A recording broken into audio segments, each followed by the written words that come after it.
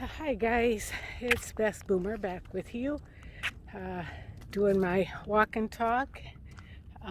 Just got done running, and please like and share and even consider subscribing if you would. Oh, it's in the mid 60s right now, going to work its own way up into the 70s. Another glorious day in Surprise, Arizona. Cannot beat the winter temperatures here. So today I'm going to just talk real briefly. I subscribe to Kiplinger magazine. I used to also have Money magazine, and they stopped publishing. Fewer people are reading these days. They're getting their information online. I still prefer, well, there's one the jets going overhead, the sound of freedom from Luke Air Force Base. I really prefer written word instead of online media. So Kiplinger still publishes, and this was in the February magazine. I'm just getting around to reading. I have numerous subscriptions. And this one was really interesting because, as you know, I've gone back and forth comparing areas for retirement, and my top criterion is weather. But another really important consideration that you all might want to consider when you retire is what's the tax situation in that particular state? Is it tax friendly? Does it gouge you in taxes?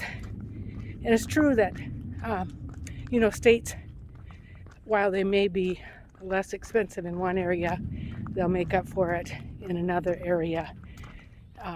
But I found this really interesting because it's talking about, middle income families.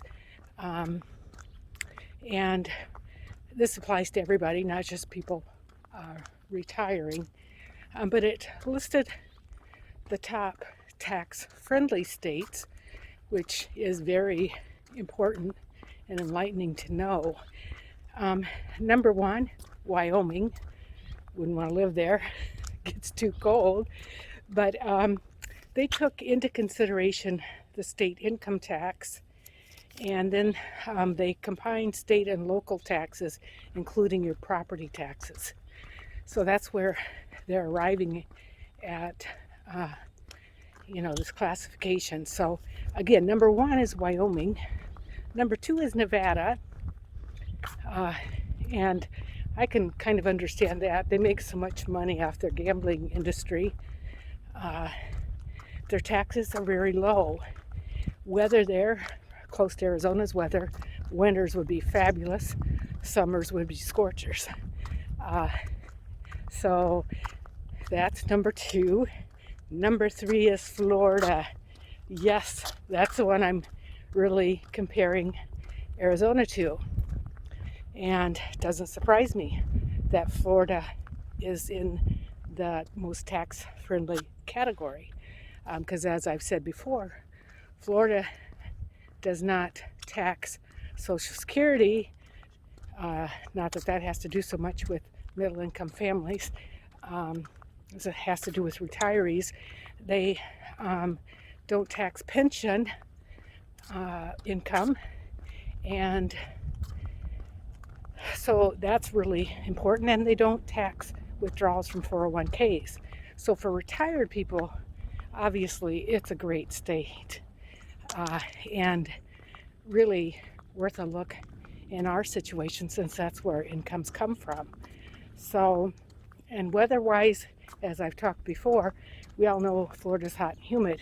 Can you stand the humidity?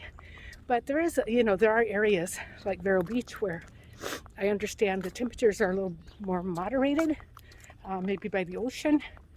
And so it ranges from like 70 average in the winter to 90 average in the summer. So that's not so bad. And we are going to visit there and just get a feel for the area. Number four, Tennessee. Now, Tennessee wouldn't be bad as far as living there.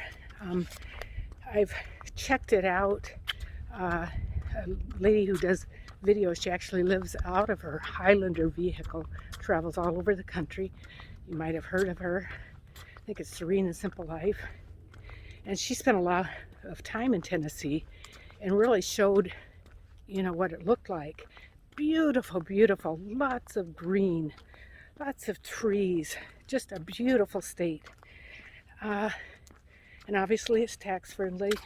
I know though that in the winter, although it doesn't get much snow, it does get ice and that kind of, our line gets drawn. When it gets down to freezing, ice and snow, it's a no-go with my husband. Not as much for me, but it sure is with my husband. So the last one, number 5, Washington, the state of Washington. Again, no thanks. It gets too cold. I know there's some really messed up areas in Washington. So I will go into that in this video. But now the least friendly, which these are not surprising to me at all. Well, one of them was really surprising. Number 1, Illinois. Knowing about Chicago area, my daughter and son-in-law lived Plainfield, Illinois, outside of Chicago. Their taxes, their property taxes were horrendous. I don't know how people can live there and for what. My assessment of Chicago is it's a cesspool. Okay, it's so high crime, liberal, high crime cesspool. Wouldn't live there, and I certainly wouldn't want to live there paying taxes like that. The suburb was beautiful where they lived. Their home was beautiful, backed up to a field, reminded me of Iowa. Beautiful, but no thanks.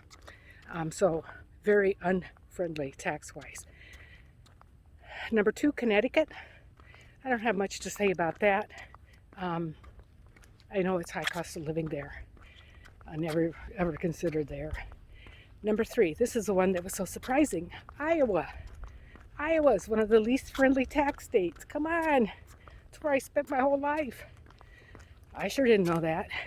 I didn't think our property taxes were that out of line, I guess. I don't know. That one was very, very surprising.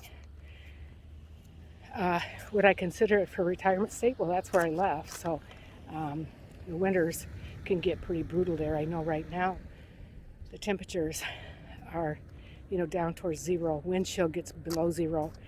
And winters are not really great. Summers are humid, can get really hot.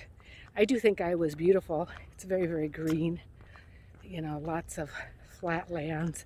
Although if you've ever, people laugh, they think it's flat. But if you've ever rode ragbri across the state on a bicycle, which I've done a number of times, it's pretty hilly in areas. So Iowa, one of the least friendly tax-wise. Number 4, New Jersey. That also doesn't surprise me at all. There's another state I wouldn't want to live in. Very high cost of living. And last but not least, New York. Now I have a niece who lives in New York, and I think they really like it. Of course, they don't live in the city.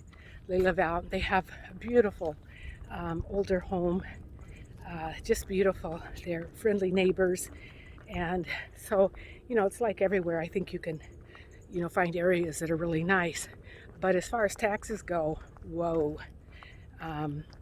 not a tax-friendly state at all. So kind of tying into that about tax-friendly or not, and people coming and going from different states, it's kind of interesting because there goes my husband going by. He's riding today while I ran. We kind of switch off. So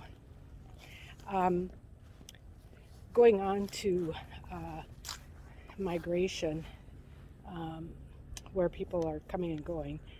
Phoenix, last year the net influx in Phoenix was 82,600 into Metro Phoenix.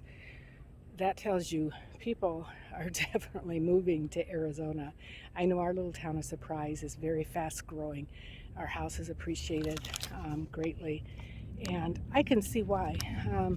Arizona is a very nice state to live in, and you can find your temperatures by going up in altitude, because we do have mountains. As I've talked about in the past, Prescott is beautiful. They do get a little bit of snow, but it goes away fast. I kind of compare it to Colorado Springs, Colorado, but it is expensive. It is more expensive than Surprise, Arizona. So anyway, 82,600 people last year moved into the Phoenix metro area. Dallas, Texas was the next largest influx. They got 76,000 people into their area. And here's something interesting, not surprising at all though. New York had the largest decrease in population. They lost 273,000 people. Go figure. Well, it's not tax friendly. Again, it's another cesspool. There, with the liberals leading it, the governor and such, there's a large homeless population. Taxes are so very high. High crime. No wonder people are leaving. Get a clue. Los Angeles is the next one. They lost 24,000 people. With Los Angeles, at least they have the great weather, and it is a beautiful state. But oh my gosh, the homelessness, it's awful. And they're working to recall their governor in that state. So they've lost 24,000 people just in Los Angeles. Chicago lost 107,000. And San Francisco lost 30,000. So when I talk about these things, not to get into politics or anything, but just take note of who leads these cities and states, and then just think about it a minute. And it's very telling. And I only talk about it if it can be proven and that I'm actually seeing it. So take a look. Those stats are pretty darn interesting. So just some considerations when you're thinking about moving or not. I just find it very interesting. So again, this is Beth Boomer. If you like my channel, please like and share, and consider subscribing. I do this for fun. I don't, earn anything, but I keep up on my computer skills, and I learned a little bit of editing, so it's all worth it. Okay, you guys take care out there and stay safe. Bye-bye.